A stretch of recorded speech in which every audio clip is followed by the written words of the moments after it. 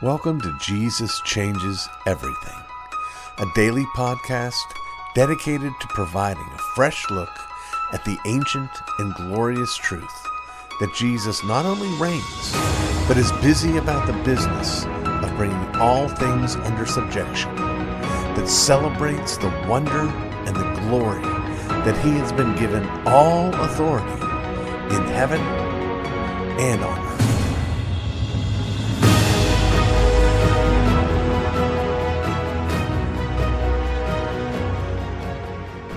It's Tuesday, and that means it's time for Ism Tuesday, and that means it's time for my usual introduction where I sort of make excuses for why I had to make such a big stretch. Well, today's ism really isn't a big stretch. The only stretch is to reframe it so that it comes out as having the suffix ism. I'd like to speak this time about chronological snobbery. So, what's the word for it? Translating that into an ism, I guess it would be chronological snobbery ism. Well, chronological snobbery is the idea that we should, or that we do, judge in practice the value of a particular idea on the basis of its birthday. 9 times out of 10, what that means is that we're considering an old idea as inferior and a newer idea as superior. But it's possible that it can go the other way if one is so has a romantic idea of prior times. One can say, oh, well, that's a new idea and therefore false, and the older idea is necessarily better. Oh, people have been believing this for this long, yada, yada, yada. Well, it is a temptation either way for us to not assess the ideas on the basis of how well they match with reality, but as I say, based upon their birthday. It is not true that that which is newer is better, nor is it true that that which is newer is worse. Sometimes newer is better, sometimes newer is worse. Chronological snobbery is an attempt to make a shortcut, to make value judgments based on the wrong criteria. So how do you fight this? Well, you fight it in others by naming it and not letting others get away with it. When people take that view and they say to you, you're out of date, then, tell them that truth doesn't have an expiration date. I'm reminded of the great story of the great Elizabeth Elliot, who was giving an address to a mostly hostile college audience on sexual morality. And in the midst of her talk, a young man up in the rafters, up in the top row, shouted out to her, "Lady, your ideas are positively Victorian." And Elizabeth Elliot is said to have said with her grave and still voice, "Young man, my ideas are far older than that." There was a young man who got caught in chronological snobbery. But more concerned than catching it in the others' thinking, we need to be on guard in our own thinking. Now, the term first came to my attention from reading C.S. Lewis, and particularly C.S. Lewis on the reading of old books, which is an essay that's found in the God in the Dock collection of essays, and it's also the introduction to Athanasius' classic work on the Incarnation. And there C.S. Lewis makes this argument. He says that all ages have their own peculiar blind spots, that the culture around us has an ideology that is just normal and natural to us. It's the water in which we swim, so much a part of us that we don't even notice that it's there. But when you jump into reading from another era, all of a sudden you discover the blind spots in that particular era of the past. But it can also help you recognize, because now you're swimming in a different kind of water, the blind spots in our own age. That's why in this essay on the reading of old books, Lewis encourages us to, at the very least, read an old book for every new book that we're reading, if not a ratio of 2 to 1. So, one way for us to fight it is to acquaint ourselves and to embrace, or at least give consideration to, that's the word I'm looking for, to give consideration to ideas from another time. For instance, when I suggest to people, you know what, I don't think it's necessary for the government to be in the business of printing money. And people are like, what? That's crazy. And then I said, well, here's an example of a situation where they didn't in our own history. Here's a situation where they didn't in this other history. Here's a situation. This idea is not that unusual. Even the idea that, hey, we don't really need government schools. That just sounds like insanity to people until you begin to demonstrate to them that government schools are a recent innovation, that the world got along just fine for thousands of years without them, and that, in fact, in the United States, the literacy rate prior to government schools was higher than it is now. So, don't be afraid of an idea if it's old. It doesn't necessarily mean it's on its last legs. It might mean that its roots go down deep. And don't be excited about a new idea. It might be bright and shiny, but its roots might go down very shallow, and the very first rough wind may knock it down. Ideas are true on the basis of whether or not they match reality. It has nothing to do with how old the idea may be.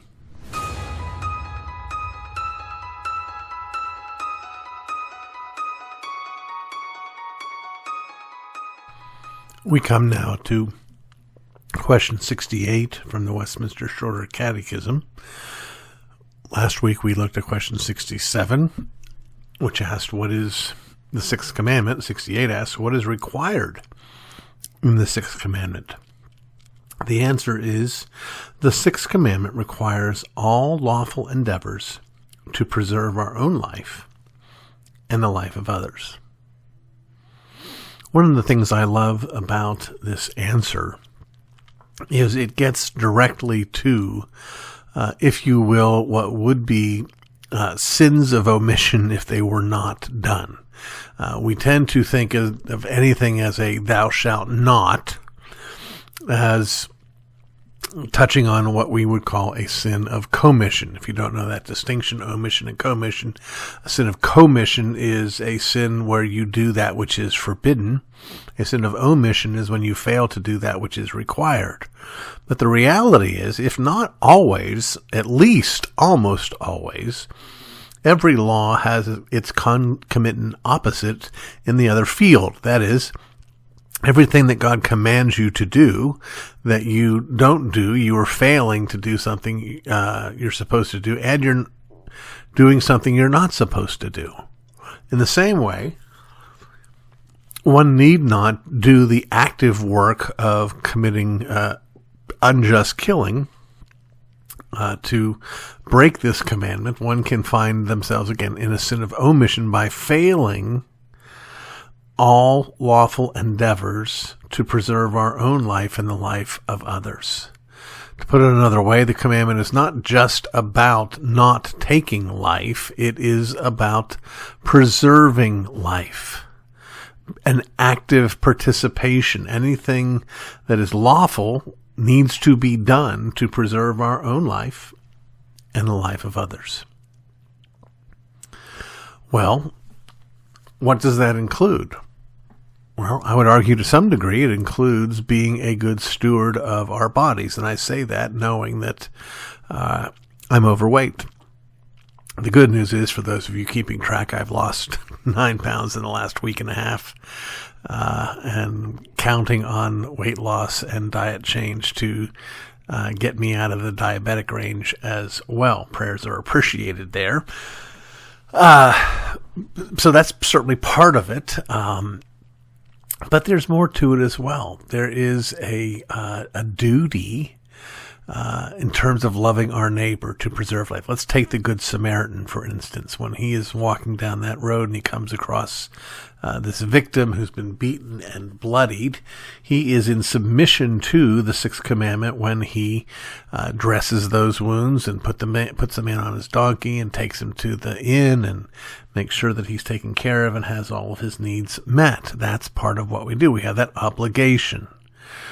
Someone comes crawling out of the desert, having been without water for days on end. We have a duty, if we have the water, to share it with them and to preserve their life. It's also clear right away that we're also talking about our own life. That God does not say to you or to us, "Hey, here's your life. Do with it what you wish." But make sure you don't harm anybody else's life. Make sure you don't take anyone else's life. No. Suicide is as much an act of murder as it would be to murder somebody else. Murder is the taking of the life of someone, not necessarily another. Taking your own life is a form of murder, and of course a clear violation of this sixth commandment. There is also other ways that we can work toward this, that we're called to lawful endeavors to preserve one's life and the life of others, and that involves even things that come down to conversation. How are we reducing and pushing towards reducing the rhetoric that can be inflammatory? Are we crying fire in a crowded theater, which can lead to a stampede, which can lead to somebody dying? Are we, covering up the ditches in our property that people might be walking through and fall into? All those duties that we have towards others to preserve their life. Are we driving carefully, safely? Are we following the traffic laws so that we can help preserve the life of others and our own life? That's the kind of thing. There's a sense in which I really believe we are so weak at acknowledging the reality of death and the destructiveness of death that we aren't on our guard like we should be. We make fun of people who are sort of schoolmarmish and, it's all fun and games until someone gets their eye poked out. Well, you can be overly cautious, certainly. But you can also be underly cautious.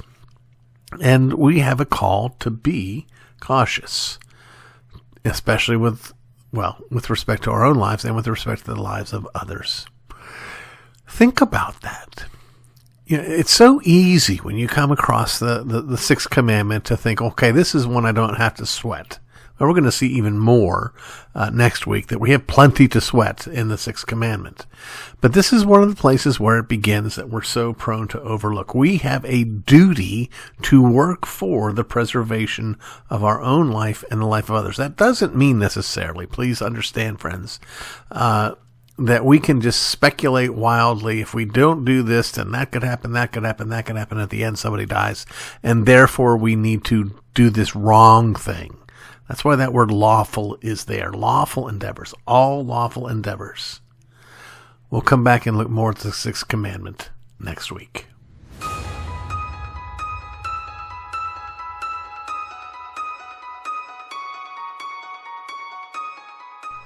There's a new genre in town. We still have love stories, science fiction stories, crime stories. We also still have conversion stories, testimonies about God's grace in our lives. What is new, or newer, is the yang to that yin. Testimonies of turning one's back on God's grace, on leaving the faith. Like a rom-com starring an action hero, deconversion stories have something for everyone. For the unbeliever, you have the blessing of encouragement, of having someone writing about how they came to be on your team. For the believer, you have the emotional pull of watching someone else's spiritual train wreck. And the author gets kudos from all sides for honesty and bravery. Sadly, such stories are not honest. Honestly, they're just sad. And bravery left town a long time ago. What believers need is the bravery to look straight into the heart of the sadness and call the lost to come home. The hard truth is that at that moment of rejection, we don't and can't know if we're dealing with the one sheep that has wandered off or with a wolf that has just removed his wool suit.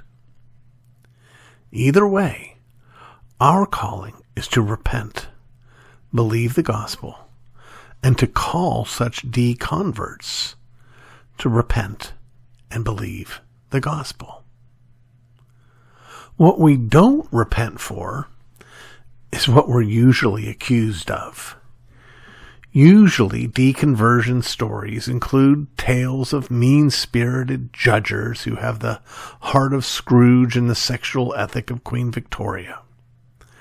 Deconversion stories often amount to little more than, I had to choose between my sexual partner and Jesus. I chose the former. Or, I had to choose between my friends who engage in sex outside of marriage and Jesus. I chose the former. The accusation against us is that we make the Christian faith not just about do's and don'ts, but that our don'ts all have to do with taking our pants off. It's not that Christians have made sexual purity the defining quality of our faith. It's that the world has made sexual license the defining quality of their faith. It's just about impossible to construct a syncretistic God out of one God who says no sex outside of marriage and another who says do what thou wilt. No. We repent not for being too cold, too hard, too judgy, but for being too warm, too soft, too accommodating. We repent for hanging with the same spirit that led them astray. That spirit that wants us to value the approval of the world above the truth of the Word. We do, however, believe in the gospel and its power to save. We recognize that power because we've seen it save a wretch like me. If Jesus could redeem someone as wicked as I am, surely he could redeem someone whose false conversion didn't take. If Jesus can chase me down when I have, having already been redeemed, washed, forgiven, indwelt, willfully wandered off, surely he can find a sheep that has wandered into a pigsty. Do not, friends, commiserate with the deconverts as they grumble against your brothers and sisters. Don't try to connect in your disdain for others. Connect instead in your joint disdain for yourselves. They, whether they were never genuinely converted or are sheep that are for a time lost, they are carrying the weight of their own sin. Tell them about Jesus, about the cross, about the Father's love, about forgiveness, about his promise to never leave us or forsake us. Let us not be ashamed of the gospel, for it is the power of God unto salvation. You've been listening to the Jesus Changes Everything podcast, a production of Dunamis Fellowship, the teaching outreach of Dr. R.C. Sproul Jr. If you've enjoyed this podcast, we encourage you to subscribe, which you can do at all the usual outlets, to tell your friends, and to spread the word. To learn more about the work of Dunamis Fellowship, please visit rcsproulJR.com and join us next time on Jesus Changes Everything.